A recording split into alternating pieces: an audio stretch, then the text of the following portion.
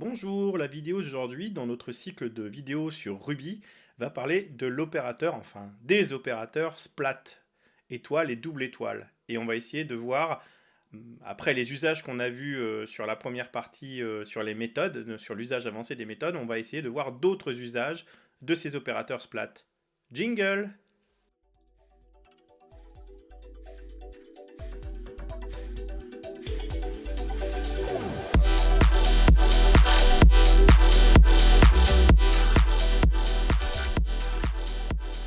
Alors, on a vu déjà un certain type d'usage des opérateurs splat et double splat dans le cadre des méthodes. On va aller encore plus loin et on va essayer de regarder d'autres types d'usages et on va voir qu'en Ruby, c'est un outil qui est extrêmement puissant. Alors, le splat simple. Le splat simple, on se rappelle, hein, effectivement, il a la capacité de pouvoir récupérer les paramètres d'une méthode pour pouvoir justement les traiter après sous forme de tableau. Mais il peut aussi faire l'inverse. On peut très bien créer une liste d'éléments sous forme de array et le donner cette fois-ci passer à une méthode pour que au contraire ce soit transformé sous forme de paramètres. Donc la dernière fois sur la vidéo précédente on avait vu l'usage inverse. Là on voit l'usage, on part d'une liste et on la transforme au moment où on la donne à une méthode en une liste de paramètres. Donc forcément, effectivement, faut que ça, soit il faut qu'il y ait un nombre de paramètres variables grâce à un splatting de l'autre côté, soit il va falloir effectivement faire correspondre exactement le nombre d'éléments de la liste aux paramètres de la méthode. Alors, donc ça c'est l'usage du splat simple. On va en voir un deuxième, effectivement, là on voit que pour le coup c'est celui qu'on avait vu. Cette fois-ci c'est dans le prototype de la méthode qu'on définit les paramètres sous forme de liste variable, donc avec un opérateur splat, et du coup les paramètres de la variable vont être transformés en liste et manipulables sous forme de liste. Un des autres usages qu'on peut avoir de l'opérateur splat simple, ça va être de pouvoir effectivement faire une affectation avec une première référence, une première variable, l'opérateur splat et une dernière variable. Ce qui fait que si on regarde ce qui va se passer, dans la première référence, on va mettre la première valeur du tableau. Ensuite, on va mettre tous les éléments du tableau qui sont entre la première et la dernière valeur. Et dans la dernière référence, on va mettre la dernière valeur.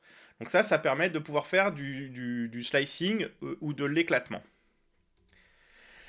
Et enfin, une autre façon de l'utiliser, ça va être de l'utiliser pour faire de la fusion de tableaux. On voit par exemple dans notre cas de figure, on a une première liste, un premier array avec les éléments 1, 2 et 3, des integers, et on va le fusionner avec le array 2 dans lequel il y a 4 et 5, en faisant un tableau dans lequel on considère que les premiers éléments, c'est un splatting de array 1, et les derniers éléments, c'est un splatting de array 2. Et ça nous donne un tableau mergé de l'ensemble des arguments. Maintenant, on va regarder le double splat. Cette fois-ci, on sait que ça fait référence au hachage des enregistrements clé-valeur. Donc, un des usages, ça va être de se dire, effectivement, j'ai une méthode qui reçoit des keywords. C'est donc, encore une fois, l'exemple inverse de ce qu'on avait vu dans la précédente vidéo. Donc, par exemple, avec des keywords nom, âge, ville. Donc, ma méthode s'attend explicitement à avoir nom, âge et ville qui soient définis. Je crée un hachage qui s'appelle info, et je viens faire un splatting à l'intérieur de l'appel de la méthode pour pouvoir transformer ce hachage en liste de keywords. Et donc je peux effectivement après faire le display par interpolation qui est présenté dans l'exemple. On a l'exemple qu'on avait vu aussi avec l'opérateur simple splat qui permet de faire de la fusion de hash par la même mécanique. On fait un hash dans lequel on vient faire le splatting des deux hash qu'on a définis. Et ça vient créer un hash qui est la combinaison des deux. Alors c'est bien un merge pour le coup, et c'est bien ce qui est le plus à droite qui va surcharger ce qui est le plus à gauche. Si par exemple vous aviez dans le H2 une clé B avec une valeur différente, ça va être la valeur combinée à droite qui va remplacer celle de l'élément qui était déjà présent dans le H à gauche. Alors on peut effectivement aussi faire le motif de capture d'arguments nommés variables. On en a un qui est obligatoire, un keyword nommé, et puis après on a l'équivalent qu'on avait vu la première fois, qui nous permet de récupérer la liste de tous les autres keywords et de les manipuler à l'intérieur du programme comme un hachage. Alors, des cas d'usage avancés. Cette fois-ci, on va regarder des usages qui sont peut-être moins explicites, hein, qu'on peut peut-être pas deviner directement quand on regarde l'opérateur. Donc le premier, on voit par exemple, effectivement, alors ça c'est plus un exemple qui montre le cas d'usage complet. Vous vous rappelez, j'avais fait un prototype de méthode sur lequel j'avais dit pour récupérer tous les arguments, je les avais mis dans une référence argument. On peut aller beaucoup plus loin. En faisant étoile args, je récupère tous les paramètres, et on avait dit que sur un prototype de méthode, c'était paramètre, keyword, closure. Donc là, si je lui dis étoile args, virgule, double étoile, donc splat et double splat de keyword args, je récupère une liste args et un hachage args qui récupère tous les keywords. Donc ça, vous rappelez bien, hein, une méthode, paramètre, keyword, bloc. Alors, excusez-moi. Le transfert d'arguments à une autre méthode.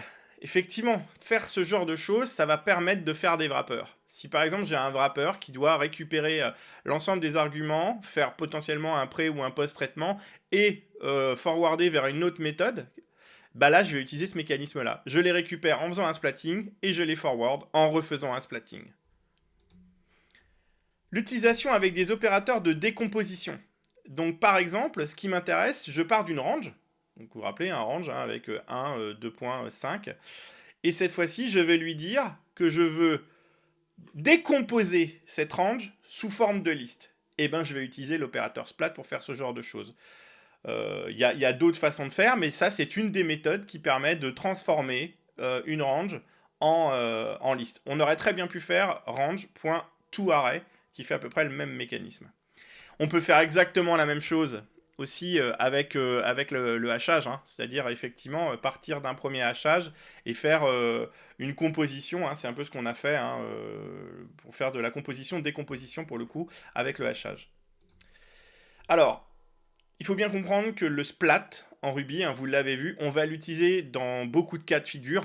Essentiellement quand même, ça reste assez connexe avec les méthodes hein, et les usages par méthode, parce que vous l'avez compris, hein, là ce qu'on a vu, hein, les opérateurs de décomposition, le merging de array, il y a des méthodes explicites. Et en Ruby, on essaye de privilégier les méthodes explicites.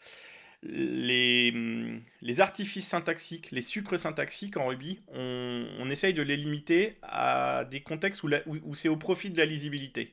Donc là, dans le cadre des prototypes de méthodes, on comprend bien la mécanique. Faire un merge de array avec du splatting, c'est contestable, surtout qu'il y a des méthodes explicites qui permettent de le faire.